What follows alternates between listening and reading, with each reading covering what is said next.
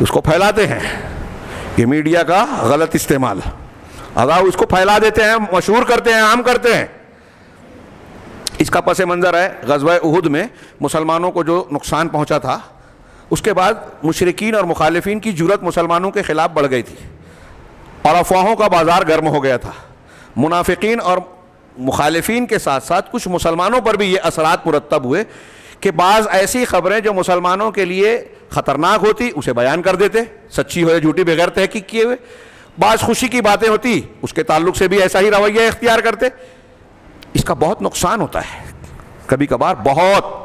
ہندوستان کے جو فسادات صرف ہوئے ہیں نا, اگر آپ اس کی پوری پس منظر تحقیق کریں نا, تو اس میں آپ کو قرآن کی یہ آیت اور بعض دوسری آیتیں کہ اگر کوئی فاسق تمہارے پاس خبر لائے تو پہلے تحقیق کرو پھر قدم اٹھاؤ, ورنہ نتیجہ یہ لوگ نکلے گا کہ لا علمی میں, نادانی میں تم ایسی قوم پر حملہ کر دو, ظلم کر لو جو قصوروار ہے ہی نہیں. یہ قرآن کی تعلیم ہے. اور یہاں جو اللہ تبارک و تعالیٰ نے اس تناظر میں افواہوں کو روکنے اور لوگوں کو ان کی حد بتانے کے لیے یہ تعلیم دی جو جمہوریت اور خارجیت کے خلاف ہے. کیا فرمایا کہ اگر کوئی خبر امن یا خوف کی آتی ہے تو یہ اسے پھیلاتے ہیں. وَلَوْ رَدُّوهُ إِلَى الرَّسُولِ, اگر یہ اسے رسول کی طرف پلٹاتے, وَإِلَىٰ أُولِي الْأَمْرِ مِنْهُمْ, اور ان میں جو ذمہ دار ہیں, علماء ہیں, اگر ان کی طرف لَعَلِمَهُ الَّذِينَ يَسْتَنبِطُونَهُ مِنْهُ, تو اس خبر سے جو ان کے پاس آئی ہے اس کو وہ اچھی طریقے سے جان جاتے کہ اس کی حقیقت کیا ہے. وہ لوگ جو باتوں اور خبروں کی گہرائی تک, حقیقت تک پہنچ پاتے ہیں. استنباط کہتے ہیں نا, یستنبطون, اسی سے نبت. آپ کنواں کی کھدائی یا بورنگ کی کھدائی کریں تو پانی زمین سے جو پہل پانی نکلتا ہے اس کو نبت کہتے ہیں عربی میں. اسی سے استنباط, یعنی کھود کر کوئی چیز نکالنا, حقیقت تک پہنچنا, تحقیق کرنا.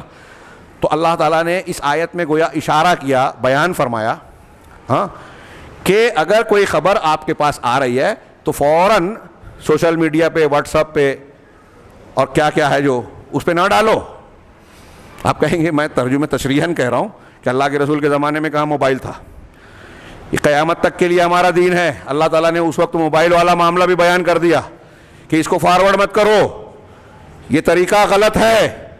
اس کو کیا کرو, اگر کوئی خبر آتی ہے تو پہلے تحقیق کرو, اور تحقیق کرنے سے پہلے بھی ہم عام آدمی ہیں تو ہمارا یہ کام نہیں ہے کہ اس کی تحقیق کر کے اس کے بارے میں ڈیسیزن لے ہوئے فیصلہ کریں. جو مسلمانوں کے ذمہ دار ہیں, قائدین ہیں, علماء ہیں, ان تک یہ بات پہنچاؤ.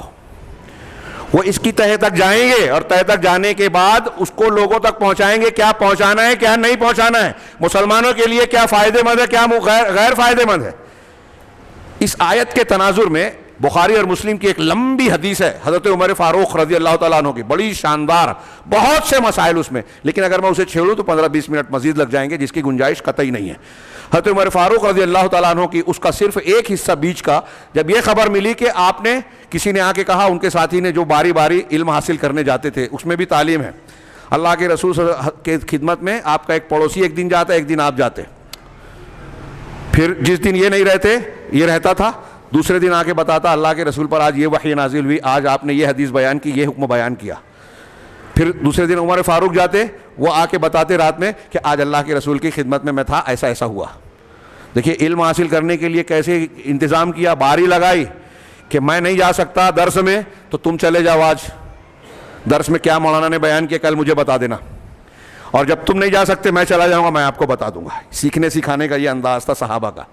اس پر ایک جزائری عالم نے تحریکیوں پر اٹیک کرتے ہوئے کہا کہ طلبہ کو سیاست کا مکلف بنا دیا, یہ ان کا میدان نہیں ہے. یہاں ان لوگوں کا ذکر ہے جو علم رکھتے ہیں, جو استنباط کر سکتے ہیں. کیا طلبہ کالج اور یونیورسٹی کے, اسکول کے طلبہ اس مرحلے میں ہیں کہ مسلمانوں کے مسائل میں بحث کریں, فتوے دیں, فلاں بزدل ہے, فلاں ملک ایسا ہے, جہاد اور فلاں اس معاملے میں.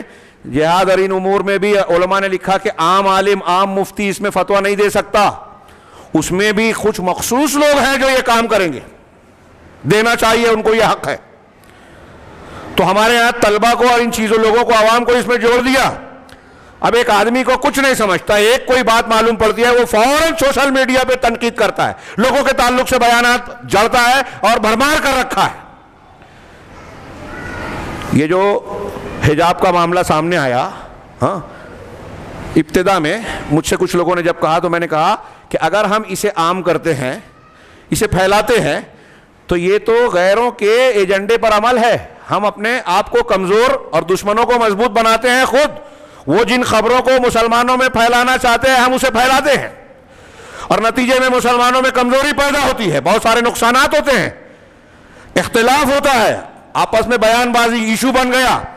اب اس کو جب ہم نے رد عمل کا اظہار کیا تو میڈیا کو موقع ملا, آپ کا انٹرویو لے کے جائے کر رہے ہیں اور پھر ان کا جواب دے رہے ہیں. جوش جذبہ نفرت اس کو بڑھاوا مل رہا ہے, ان کے سیاسی مذہبی آئینی سارے مقاصد ان کو حاصل ہونے شروع ہو جاتے ہیں. تو ہم ان کی مدد کرتے ہیں, کس وجہ سے؟ تربیت نہ ہونے کی وجہ سے. تو عمر فاروق رضی اللہ تعالیٰ عنہ کے اس واقعے میں یہ وضاحت ہے